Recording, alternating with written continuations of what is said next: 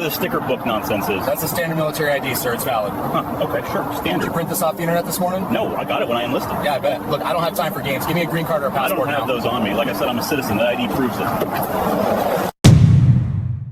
Agent Miller had no idea what he just walked into. In the next 15 minutes, his career would be over, his department would be humiliated, and the federal government would be forced to write a check for $8.5 million. The man he was mocking wasn't just a citizen. He was Sergeant Marcus Hayes, a highly decorated combat veteran. While the agent joked about fake stickers, he failed to notice the Purple Heart designation. And the dashcam on the patrol car, it was capturing every single second of this mistake. Before I continue, let me ask you, have you ever been treated unfairly by someone in power? Drop your answer in the comments. But to understand why Agent Miller's mistake was so bad, you have to understand the man sitting in the driver's seat. Sergeant Marcus Hayes was a gunnery sergeant in the Marine Corps. He had served his country for 12 years. He was a specialist in logistics and supply chain security. That sounds technical, but it means he knew how to move valuable things safely through dangerous places. But Hayes had a hidden skill that Miller didn't know about. For 3 years, Hayes worked as a military police trainer. That means he taught soldiers how to enforce the law. He actually knew the federal detention laws better than the agent did. On this Tuesday afternoon, Hayes wasn't looking for a fight. He was wearing his uniform pants and boots, but he had a plain t-shirt on. He was driving home to surprise his daughter for her 6th birthday. He had a pink bicycle in the trunk and a cake on the passenger seat. Hayes was a hero. He had shrapnel scars on his shoulder from saving his squad in a firefight overseas. He was just a father trying to get home. He believed that if you followed the rules, you would be okay.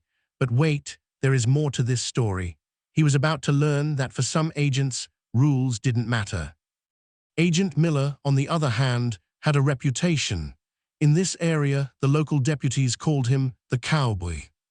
He was a senior field agent with 15 years on the job, but those 15 years weren't clean.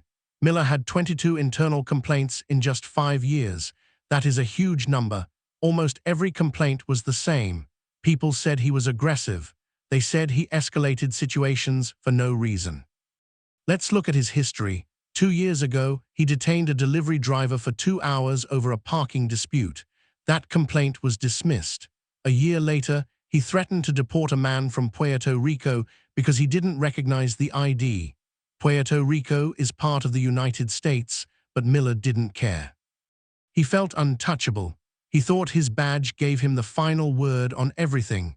He believed he was the law, not just a servant of it. His own co-workers avoided him. The local sheriff's deputies didn't like working with him because he was a liability. They knew he was a ticking time bomb, but his bosses kept him on the street. They ignored the red flags. This is a sad truth about power. Sometimes bullies get protected instead of punished.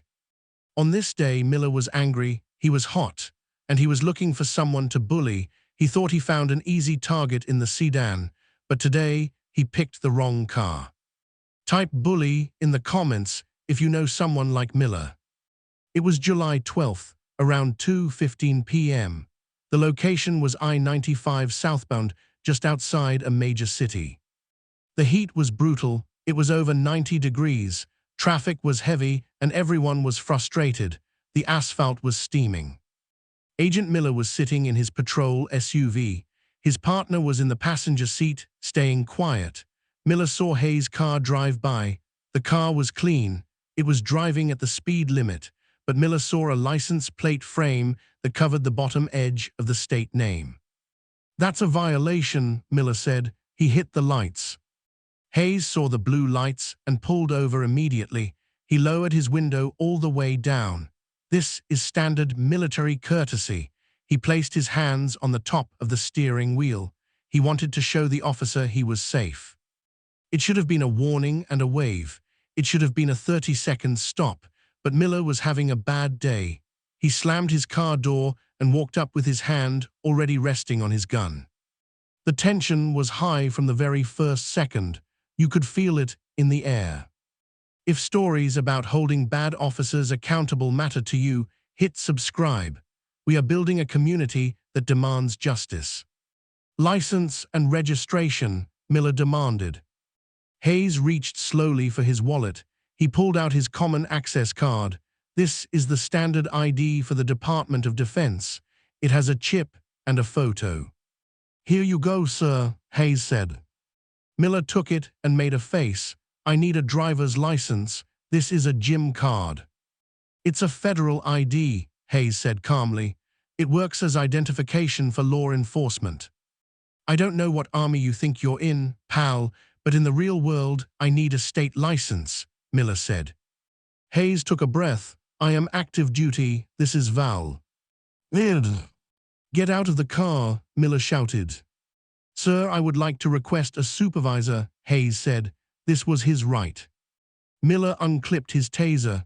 I am the supervisor. Hayes didn't move. He kept his hands on the wheel.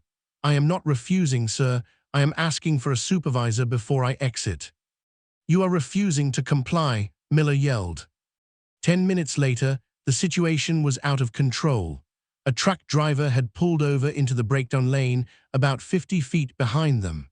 The trucker saw the aggression and started filming on his phone. Miller ripped the car door open. He grabbed Hayes by the left arm. Get out now, Miller screamed. Hayes didn't fight back. He stepped out slowly. I am complying. I am not resisting. Stop fighting me, Miller yelled, even though Hayes was standing still. This is a tactic some bad agents use. They yell, stop fighting, for the recording, even when the victim is perfectly still. It makes them look justified later. Miller spun Hayes around. He wasn't following procedure. He was just angry. What Miller didn't know was that the truck driver filming was a retired military lawyer. He knew exactly what he was seeing, and he was zooming in. Miller was escalating a traffic stop into a felony assault, and he was doing it to a man who had trained hundreds of police officers. Wait until you hear what happened next. Miller slammed Hayes against the hot hood of the car. The metal burned Hayes' skin. Miller kicked Hayes' legs apart and jammed the handcuffs onto his wrists. The cuffs were too tight. You're going to jail for obstruction, Miller spat. As the cuffs clicked, Hayes spoke. His voice was low and steady. Officer, you are violating Title 18, U.S. Code, Section 242, deprivation of rights under color of law. Miller paused. That was a specific law. Most people don't know that code. Shut up, Miller said. He shoved Hayes into the back of the patrol car. Then Miller went to search Hayes' car. This was illegal. He had no warrant and no probable cause. He started digging through the glove box. He threw papers on the floor. Then he saw it. Sitting on the passenger seat, next to the birthday cake, was a folder. It had the Marine Corps seal on it. Miller opened it. Inside was a citation for a Purple Heart. It detailed how Hayes had taken shrapnel while defending a conv. Miller froze. He looked at the ID card in his hand again. He saw the rank, E7, Gunnery Sergeant. Suddenly, a voice boomed from behind him. He's a Marine, you idiot. Look at the plates. It was the truck driver. He was standing by the guardrail, phone held high. I got you on video. I got the whole thing. Miller looked panicked. He looked at his partner. His partner just shook his head, refusing to get involved. Just then, a siren wailed. A local sheriff's cruiser pulled up. Deputy Ross stepped out. He was there to assist the officer in distress. Deputy Ross walked up to the scene. He looked at Miller.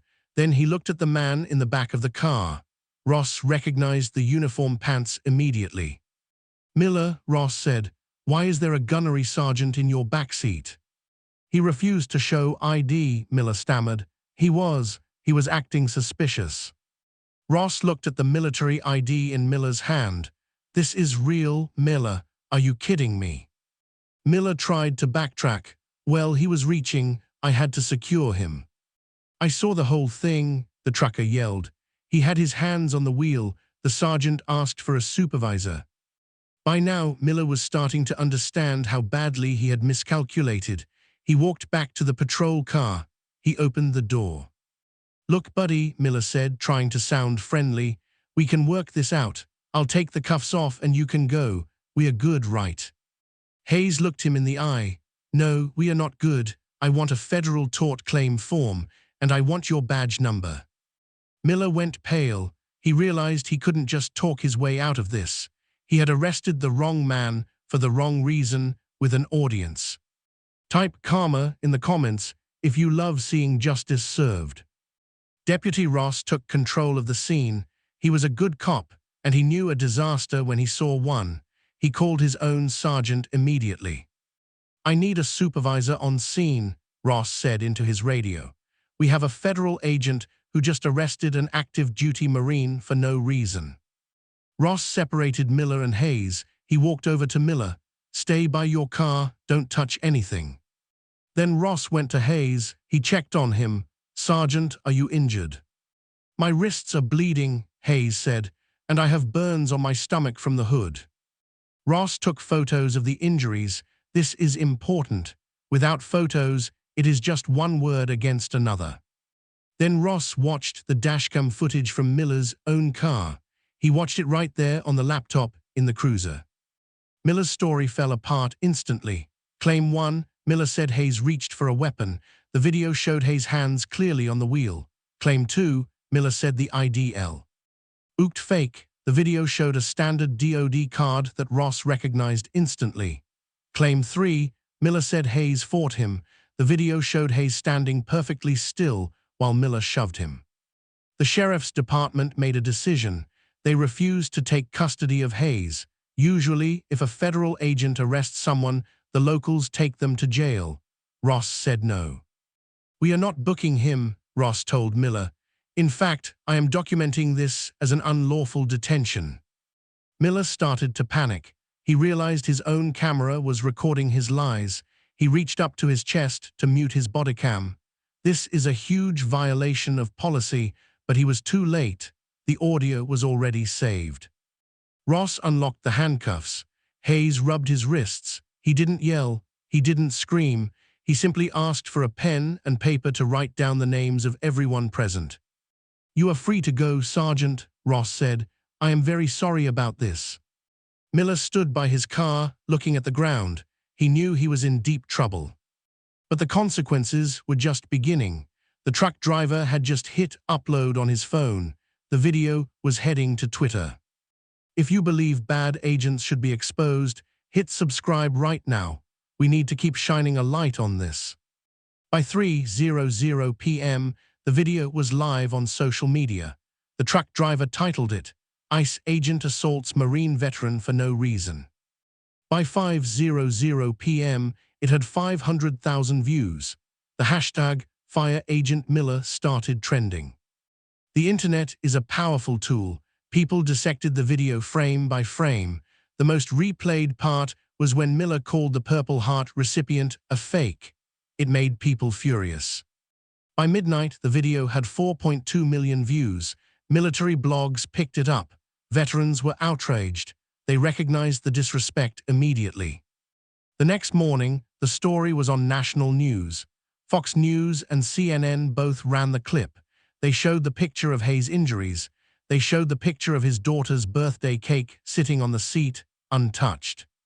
ICE headquarters was flooded with calls. Thousands of people demanded answers. They couldn't ignore this. Usually these agencies try to stay quiet. They hope the news cycle moves on. But this time, the evidence was too clear. The truck driver's video angle showed everything Miller tried to hide. The agency issued a statement, "We are aware of the incident and are reviewing protocols." That wasn't enough. The public wanted action. This story was shared millions of times. Share it if you think others should see this. 3 days later, the lawsuit landed. Sergeant Hayes hired a top civil rights lawyer. They sued for unlawful search and seizure, assault, and defamation. Then came the discovery phase. This is when lawyers get to look at internal emails. What they found was shocking. They found emails from Miller to his partner.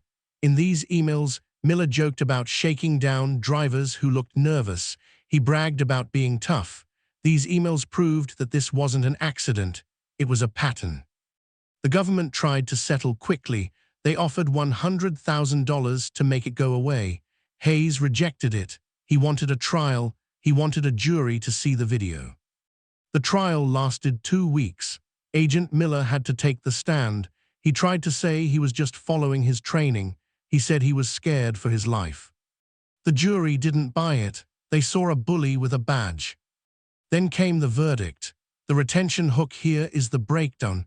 You know he won money, but listen to how the jury split it up. They awarded $3.5 million for the injuries and emotional distress. But then, they added $5 million in punitive damages. Punitive means punishment. They wanted to punish the agency for letting Miller stay on the streets. The total was $8.5 million. But it wasn't just money. Agent Miller was fired. He was decertified. That means he can never work in federal law enforcement again. Even worse for him, the local prosecutor filed charges.